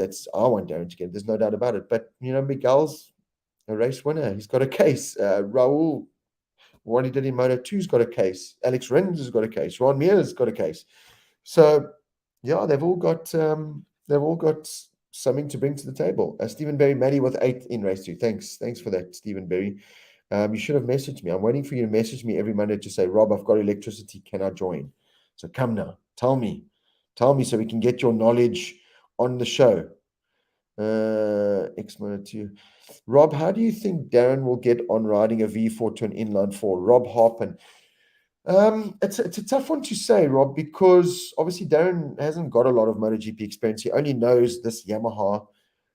If I look at his riding style, it suits the Yamaha in many ways because he's, Moto3. That's why Catalunya and Mugello, he performed well because it's not these hard braking, tight tracks like Le Mans where you got to really cut back corners. It's a bit more fast flowing, get off the brakes and carry the speed. There were some pictures released of Darren with that motorbike absolutely cranked. He likes to carry the speed and get off the brake and not afraid to get on the throttle. I can tell you that. Seeing and hearing Darren light that Yamaha up in the practice sessions was a thing of beauty. So I think the young generation like a Darren just adapt really, really well. I think he will climb on a Aprilia V4 and do well. He'll take a little bit of time, I'm sure, to adapt. But I think because of their lack of experience, the Vinales and them, he knew the Suzuki, then he knew the Yamaha. Now he's learning the Aprilia, so he knows the Michelins from all those years gone by and the Bridgestones, and the Rossis and the Lorenzos knew the Bridgestones, and the Dovi can't adjust to the new Michelins, whereas the Darrens and them, they know what you give them, and they make it work because they don't have this massive safe full of all this knowledge. They don't have it, so they just adapt with what they've got currently. So yeah, I think he'll adapt really well. I think he'll be absolutely fine.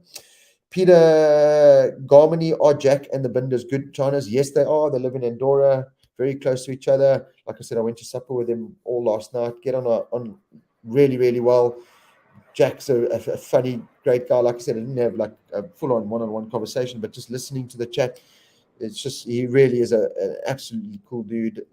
Big talk of him joining Brad in the Red Bull KTM team next year. I think that deal is pretty much done. I think that's a lot more scoop than poop for sure. I think that'll be a good relationship. It'll be a good working team there for sure. So, but yeah, they get on like a house on fire. They really do get along really, really, really well. Jack still had one or two like jokey comments about Darren beating him, and yeah, it was cool. They've got a lot of respect for each other, and they're good mates for sure. Robin Kenwood, right on the crap coverage on cameras, director continuity did, and two Brit announcers. I call them, geez, Rob, this is not a effing horse race. First three riders only covered. Darren just to mention, yeah, it's very, very, very frustrating with the lack of coverage further down the field, and the fine job that Darren is doing. It's very frustrating. I heard on BT Sports with Neil Hodgson, I did hear him throw in Darren once or twice, so that was nice. But it should have been highlighted a lot more, because it's Moto3 to MotoGP, and he's beating, and the names that he's beating: Franco Morbidelli, Paul Espargaro, Jack Miller, Remy Gardner, Raul Fernandez. I mean, it's mad. It's crazy that it's not being blown up a bit more. It really is crazy. Robin can rob this. You just re-mentioned it. Brad, also a little bit appreciate poor scratches at the back. KTM and Razlane should revolt. Miller, what happened? Miller took a hard rear tire, and it just dropped off the end of just dropped off a cliff, and he just had no grip, so he fell back.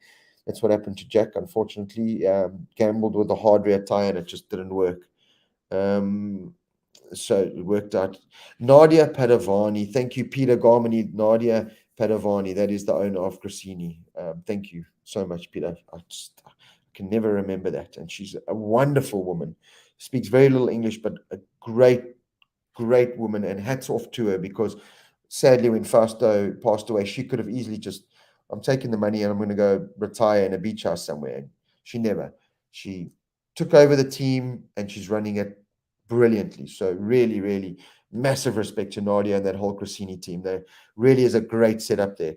And what I love about it, and I think why Anaya and them would think twice about moving to Pramac, and that because it's Grassini Ducati. It's got that family name ahead of the Ducati, which it's got that, and it has that family vibe. Anaya rocks up there, DJ Antonio rocks up there. You walk into that hospitality. I'm very fortunate that I've been in there once now. Fantastic, beautiful hospitality. Knowing Richard, who's involved with the team, it's just a great vibe in that team. Really has that family feel. So yeah, when a team's got that family name attached to it, it's a great vibe, and that's exactly what it was. Death was at Catalunya MotoGP race, but said, "Not today, Mr. Nakagami, not today." Vishnu Karma. Yeah, you've got a point there, Vishnu, that's for sure.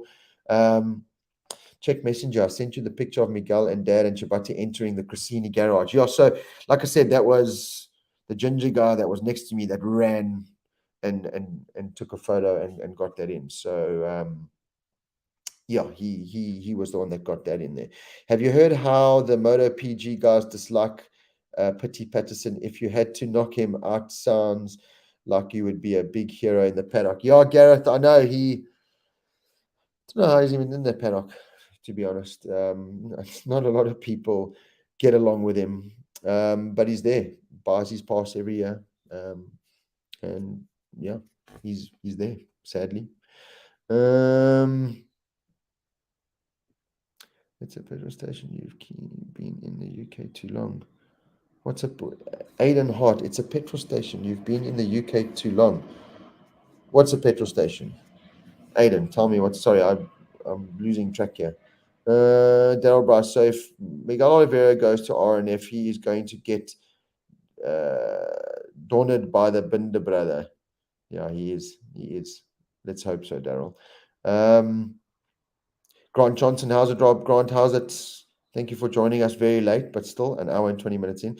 Can we talk Moto 2 for a bit, Donovan Rogers? Yeah, we can. Pedro Acosta, another good ride from Pedro, a very mature ride, very tricky conditions, and he kind of put himself up there. Joe Roberts, you have to feel for him, but at the same time, you go, Joe, we've seen this too many times. Same with Cambodia. I am a massive Cambodia fan. I really am. And he just can't string it together. And I know he's got the pace. I do think he's more of a big bike rider. I think he would climb on a MotoGP bike and do better. But yeah, I just want to see him do better because like I said, I'm a big fanboy. Shota had a great ride. It was a good battle between Canet and Vietti. That was a great battle, and Vietti's got something about him as well. And it looks like he's going to be spending another year in Moto2 because VR46 don't have a spot for him in MotoGP in 2023. It's as simple as that. Big news that Manuel Pacino just said is like 100% confirmed is VR46 will be running satellite Yamahas in 2024. So no satellite Yamaha in 2023, but from 2024 onwards, VR46 will be the satellite Yamaha team. So that's very interesting. And then by then, maybe Vietti will get onto one of those bikes and you can understand why Marini and Bezzecchi are keeping their rides because they're doing great jobs. I've always been a little bit of a critic for Marini, but he seems to be sorting himself out. Another great ride on the weekend. He got fifth or sixth in Mugello, and he picked up another, what was it, sixth or seventh here in Catalunya. So, yeah, proving himself a good MotoGP rider. Alex Marquez, I still have a big question mark over, but looks like he's definitely staying with LCR. Just seems like the power that Marc Marquez has got at Honda. They basically too scared to even think about getting rid of him. Looks like Nakagami will stay as well. So that's very interesting. I thought there were going to definitely be moves in that team, but it looks like it's staying true. Although I did hear someone very close to LCR saying that Nakagami is definitely leaving, and if he does go, I think it will be Ayagura that comes up from Moto2. So there could be a rider coming from Moto2 up. But I enjoy Moto2. I really do enjoy Moto2. Those Triumph bikes sound phenomenal. How they backfire into corners. I love the sound of them. The racing's been good. The racing has been good. Like I said, the likes of Aaron Canet, Vietti have made it exciting. Pedro Acosta, Augusto Fernandez did a good job. I like, what's his name? The young rider that came from World Supersport that was up there as part of the VR46 Master Camp. I think he did a good job. Manuel Gonzalez. I like Ayagura. I like Chantra. They've got a bit of personality. So yeah, Moto2 is worth its weight in gold to me. I think it's a great championship. Should they maybe go to 1050cc Triumph motors or 900 Ducati or Yamaha motors, just step it up a bit to bridge that gap. I don't know. I think the formula is working quite well between Moto3 to Moto2, to be honest. If you look who came out of Moto2, Moto3 and Moto2, Fabio doing a fantastic job in MotoGP, Pecco, Brad, Jorge Martin, so the formula is working. Don't change it. I think it works. And there's some good riders coming through Moto2. Just sad that there's just not enough spots in MotoGP for them to come up. Grant Johnson, how come the commentators never mentioned Dazza during his storm into 10th and pace in the top 15? Yeah, I don't know. I honestly don't. I do. I think it needs to be made, more of a fuss needs to be made because it's a rider coming from Moto3. 7 months ago was riding a Moto3 bike, racing for a top 10 position, beating the likes of Franco, Dovi, Jack. At the beginning of the year, if I'd said to you after 7 or 8 races that we're in, Darren would be ahead of Dovi in the World Championship and be the number 1 RNF rider, the Pattersons, the established journalists would have slapped me. They would have said, get out of here. That's why you're not in the paddock as a MotoGP journalist. And now, that's just you, South African fanboy speaking. And now, because we know, I know, I've seen, I'm lucky that I've been involved with a career from day one. I know, when Darren signed for MotoGP, if I didn't think he would have cut it, I would have been the first person to phone his dad and Darren and said, listen, but don't do it. But I'm not saying I saw this was going to happen, but I definitely saw performances like this, if not better, happening. And let's not forget the Mandalika result, 10th place in the wet. First ever wet race, and he finishes 10th place, dicing with Aleix, Brad, Pole, The guy has proven himself. Yes, he struggled at the Le Mans and the Coates, very tough tracks that a lot of riders have struggled over in the past and are only getting right now, 5-6 years into their careers.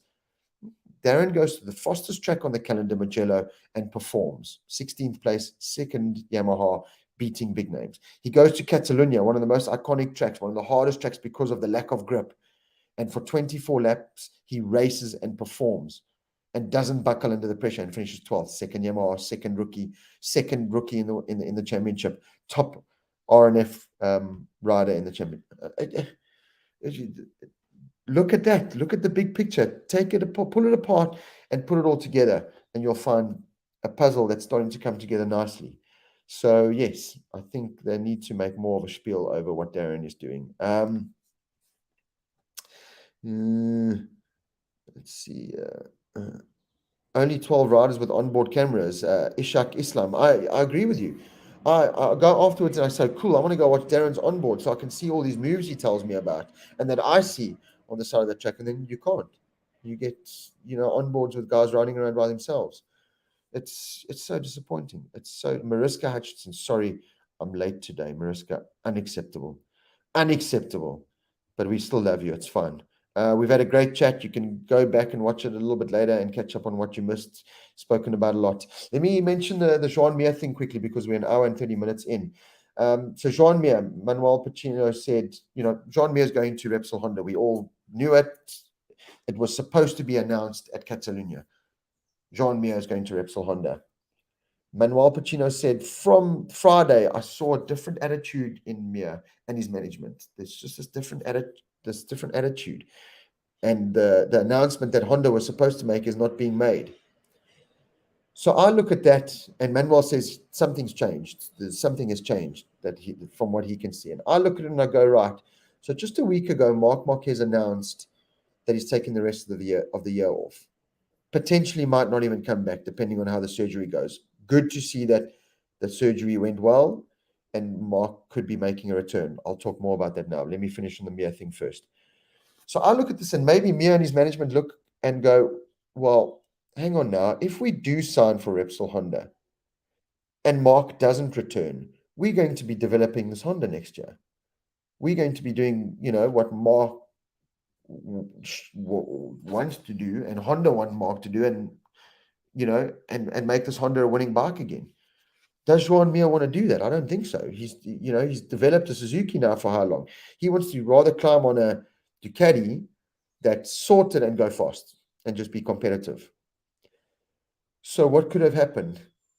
Could, now that Joan Mir is available, could the Pramac Ducati look at it and go, Zarco, thanks, you're doing a great job, but you've had a good shot at MotoGP. You haven't won a race yet. We've got this option of Jean Mir, who's a MotoGP world champion. He's an extremely fast rider, very consistent rider who on this package might do better. Thanks, Johan, but cheers. Mir is now an option. We're putting Mir there.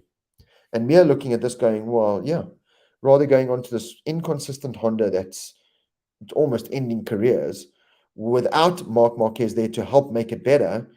Do I really want to go and put myself through all of that? No, I don't. I'm going there. Rins, you can have the Repsol Honda ride. Could that have happened? So, yeah, this Jean Mir 100% kind of scoop that we all thought was done at Repsol Honda was supposed to be announced this weekend in Catalunya and wasn't. What's happened there? Let's wait and see. On the Marc Marquez subject, Manuel Pacino made a very interesting observation. He said, so Marc's surgery, it all went well. They rotated the bone 30 degrees, lined it up better, blah, blah, blah, recovering. The recovery is supposed to be between 6 and 8 months is the recovery period of this injury.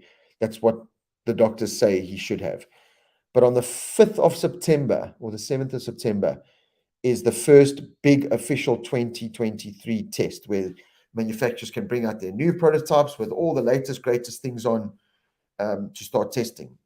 And Mark, and what that's in 3-4 months' time, Mark wants to be at that test because if he has any shot at the 2023 world title, he's got to be there on day one to test the new 2023 bike so that he can start getting a feel for it and they can start taking notes and getting data and if he has any chance at 2023. If he's not at that test and he only tests that bike, a couple of months after, or even in the new year only, he's on the back foot immediately. So Mark is trying to rush himself to be ready for that. I can understand that argument, but at the same time, I think Honda need to learn from the mistake they made this first time, and don't rush Mark back. You've got to manage Mark better, otherwise you're going to lose him forever. This could be his last chance. This really could be Mark's last chance. So I think they have to be more cautious. They have to, tread a little bit lighter here and not go full bore, because this could be their last chance at getting whatever's left of Mark back, and risking that to be able to test. I can understand why, like Manuel said, they need that head start if they want to compete, but it could seriously dent them going forward forever. And especially if Rins is no longer an option, and Jean Mir is no longer an option, and Alex Rins, he did great things for Suzuki, but he's also not reliable. He's fast, but he can't finish races. And when you develop a bike, you need to finish races. Like Stefan Bradl, you're paid to go get race data, and you crash on the second lap. It's crazy. Rob, what are those flashing lights on the left arms of the rider? So that's their airbags. So, and a couple of riders run that new camera in their shoulder, but that flashing light is generally the airbag. So when you see it flashing green, it means the airbag is ready. If it needs to be deployed, it'll be deployed. They all run two. They have two deployments. So if it's green, it means it's got two deployments. If it goes orange, it means it's deployed once. It's only got one more, deployment left. And when it's red, it means the suit's not active anymore. It's not working. So yeah, that's the flashing lights on their suits, and that is compulsory. Every rider has to run a airbag vest in their suits now. That's why you see sometimes, like some of the other leathers manufacturers that don't have their own airbag systems, they run Alpine Star airbag by Alpine Star on their leathers, because they're running the Alpine Star airbag inside. So Alpine Star say, cool, we'll supply you an airbag, but you've got to run our branding on your suit. So that's how that works. I see you guys having a nice discussion between yourselves. That's absolutely fantastic. True, Rob, they've become very sensitive to the rubbing and racing thing. Yeah, absolutely, Grant Johnson. I think they do. They need to let more of rubbing as racing in. I really do. Hate him or love him, only that speaks his mind is Aleix. The rest of you say toe the corporate line. Yeah, Sven, I agree with you on that. Sometimes Aleix can be a bit too outspoken, and some of the things he says is silly, but at the same time, he is the only one really kind of voicing his opinion and putting it out there. So sometimes it's good and sometimes it's bad. There's no doubt about it. Ray Hendy, Magello and Dorna, it's like taking your wife to a rally, double the price and half the fun. I like that. Hey, Rob, we appreciate you and what you do for all the fans, Ray. Thank you so much, Ray. I really, really do appreciate it, especially when you stuck at the airport, nearly miss your flight, and then it takes you 2 hours to get home by 6 million trains, and you think, why am I doing this? Those kind of comments really do help. You're talking about Kyalami and how it's too small. We could be seeing a Kyalami MotoGP exercise happening soon. There's talk that Red Bull could be filming Brad on one of his MotoGP bikes there soon for a Red Bull exercise, and going for the outright lap record at Kyalami. So let's see if that happens. I know they wanted to do it last year or the beginning of this year sometime, but then COVID hit. So yeah, we could be seeing a Brad KTM MotoGP bike make its way to South Africa, and Brad riding Kyalami on it, which will be a good exercise to see, where Kyalami is at in terms of hosting a MotoGP. I can tell you now, from going to Mugello, Argentina, Cota, Catalunya, all these tracks, Le Mans, all of them, Kyalami in terms of facilities, pits, the conference rooms, the press rooms, the bathrooms, is probably the best out of all of them. The facilities are fantastic, best out of all of them.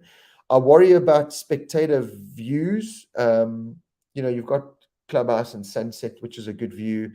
So I worry about access points. They're going to have to build grandstands and flatten out certain areas and make the access roads a bit more accessible. There's service roads they've got to up. There's no doubt about that. The service roads at these tracks are really good compared to Kyalami. A lot more accessible, a lot more fan-friendly. These tracks are a little bit more spectator friendly in many ways compared to Kyalami. And then there's definitely a couple of corners that they have to change. The second last corner at Kyalami on a MotoGP bike needs to be extended by at least another 200 meters for them to go through there. And they've got the room to do it there, Kyalami. It just costs a lot of money. So let's wait and see. I hope that exercise of Brad riding around on his KTM MotoGP bike around Kyalami going for that lap record, I hope it does happen. And I hope it will be nice if it is an open invite and people can come see and hear Brad in action. In a South African MotoGP superstar on his KTM MotoGP. It will be his MotoGP bike from last year at Kyalami. I think it should be open to the fans. To be honest, I understand if it is closed because it's a Red Bull advert and it's a in-house thing, but I think that should be open. If I'm speaking honestly. Rob, I find myself waiting anxiously on Sunday nights to hear what you have to say on your short videos because of the lack of track coverage of our SA boys. So thank you for that. Just helps us fans. Starsky Williams. I love it. I really do love it. I'm trying to build up my rep and my cred within MotoGP so that I don't have to keep asking for my media pass every single round. I can just get a permanent pass like the rest of the journos get. That's what I'm hoping to get. I'm hoping to become, I'm hoping to potentially make a living out of reporting on MotoGP. If I can do that, then, that's ideal. At the moment, I'm still actively looking for full-time work. And if it means I've got to be a graphic designer Monday to Friday to make money to support my family, then that's what I've got to do. And then only downside to that is I don't get to, report on the MotoGP as much as I possibly can. Although being based in the UK now, I am, a lot more, it's a lot more accessible for me to go to these races. So I'll continue doing it as much as I possibly can, for sure. Patterson has Fabio a 9 out of 10 rating for yesterday's race. I'm tired of talking about that because it's like fueling a fire, and we just need to cut the ties with him and just not talk about him anymore. Fabio 9 out of 10. It was 10 out of 10 all day long. Darren was 10 out of 10 all day long. Most of those riders were 10 out of 10 for doing what they do. So it's crazy. Rob, let's get Simon on a live guest. So Stephen, yes, Simon will be joining us in the 5-week mid-break. So keep a lookout. We will have Simon Crayfar, and I'm going to try my best to get Manuel Pacino as well. You will absolutely love hearing from that guy because it's unscripted. He tells it like he is. He doesn't care if Dorna take his pass. He's retiring at the end of this year anyway. So I'll definitely get Manuel Pacino on. I'll definitely get Rui, our good mate Rui, on. We'll definitely get Stephen Berry on. We'll get a lot more personalities on. Don't worry. We'll get as many people as we possibly can. So don't stress about that. Ladies and gentlemen, thank you so much for joining me tonight. Thank you so much for all the information, for all the questions, for all the chat. As I said, it's not Rob talking MotoGP, it's talking MotoGP for all of us fans. And I absolutely love it. Even when I'm lying on the couch now 10 minutes before thinking, I'm exhausted, I've traveled all day, I really don't feel like this. As soon as I get behind you and hear from all of you, it just makes it so worthwhile. So thank you so much for all the support on my personal social media on the Motor Rider world. As I said, the more we spread the word, it's more ammo that I can use, to MotoGP to say, just let me in, and I can start to try and make money out of it. And I can really just, be the South African in the MotoGP paddock to report it to you more. At the moment, we've got to rely on outside sources. I really want to be that, that piece of South Africa that's in the paddock to bring it to South Africa. That's why, I had a couple of people in the paddock ask me, why do you carry on getting stuff signed for people? And why do you make so much work for yourself? And why do you spend so much time getting stuff signed? And it's because I was that guy in South Africa sitting there going, I wish I could be at MotoGP. I wish. I'm lucky enough that I am now. So if I can give a piece of MotoGP to that fan that's asked me and messaged me that I don't even know, that's messaged me and said, hey, Rob, I see you in Catalunya. Please, I'm in grandstand here. Can you come grab my cap and get it signed by the boys? I will do everything in my power to make that happen. If I can get as much stuff as I can signed to send back to South Africa for the auction and sell it and get money towards Knowing Nova, my daughter, and then I use a little bit of that money to help buy my plane ticket and my accommodation and my travel to get to the next MotoGP, then I will. And it's a little piece of the paddock that goes back to South Africa. I will carry on doing everything in my power that I possibly can. So let's just, again, let's spread the word. Let's try and build it. I know, Joe says you had 206 viewers, but 10% likes. Come on, just click the button. Let's spread it. I know as the week goes on YouTube, I see the last one's almost over 1,000. Let's just carry on spreading the word. Just pump it out there. Put it on as many platforms as you possibly can, because, again, I just want to see Dorna and MotoGP and all the other guys just starting to see Rob Portman and Motor Rider World a lot more. Even now in the paddock, it was awesome. I was standing with Brad, and Guidotti came up and said, "Why don't you have a permanent pass? Why do you have this one pass thing? You must have a permanent pass. We see you all the time now." So it's things like that, and a lot of the other riders are, Hey Rob now, and like I said, Dobby's manager and Razlan and his team, and a lot of Brad's team. So I'm getting recognized a lot more, and it's just, we've got to keep promoting the Motor Rider World thing. That's the only way I'm going to get in there full time. If Dorna go, you know what, we've seen this Motor Rider World everywhere, just give him a full time pass. Why don't you do YouTube paying thing? Rihanna, I am. Sandley is the South African Post Office, and the lack thereof is my biggest handbrake in that department. So you've got to subscribe to AdSense, which I did 4 or 5 months ago, and you then can monetize your YouTube channel and make money out of it. I've got some decent money sitting in this kitty, but I can't have access to it until I get this letter that is posted via the normal post service to your postal address in South Africa with a verification code. There's no one to talk to at YouTube to say there is no post service in South Africa. I will never get this letter. And now if I want to change it to my UK address, which I can, I then lose all the views and all that money that I've built up over the last 6 months since I registered and monetized my channel. So it's a very frustrating process, but I'm working on it. But it helps. All the likes, all the subscriptions, all the everything just helps. So thank you so much for being a part of this, because at the end of the day, when I'm in the paddock, it's down to all you guys and girls for helping me get there. It's as simple as that. So carry on spreading the word, carry on supporting, carry on being fans, carry on bringing in that passion, and I'll carry on doing the same. Because like I said, when I'm sitting there and it's horrible and I doubt, and should I go to the next one, and it's a lot of money, and I think of you guys and I think, you know what, they want me there. I need to be there to report on it. So just suck it up and go. So once again, thank you so much. Enjoy the rest of your week, and a couple of weeks off now from MotoGP, which is a bummer. I definitely won't be at Sachsenring. Unfortunately, it's just way out of my budget range. But Assen, I will definitely be at to bring you as much information as I possibly can there. But for Sachsenring, we'll still do Talking MotoGP on the Monday night. Hopefully, we'll have Stephen or someone as a guest. And I'll definitely bring you as much info from my insiders as I can throughout the weekend, as we always do. So thank you so much for tuning in.